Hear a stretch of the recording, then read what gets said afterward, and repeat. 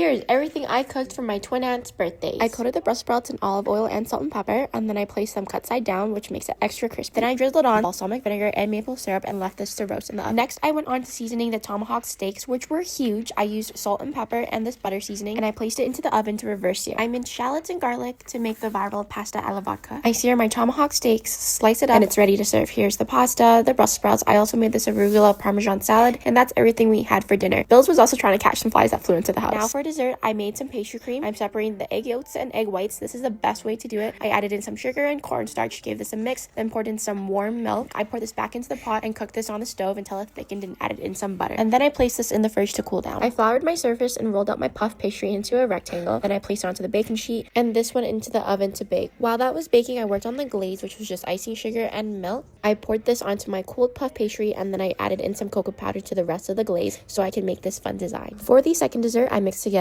graham crackers, cocoa powder, and melted butter. I pressed this into the baking pan and then I started on the filling, which was cream cheese and icing sugar and heavy cream that I whipped until it thickened. I placed half into the pan. I dipped a bunch of ladyfingers into coffee and placed a layer of this on top and then the rest of the filling. This had to refrigerate overnight, and this was the next morning when I released it from the pan. Right before serving, I dusted it with cocoa powder, and here are the two cakes for my two twin aunts.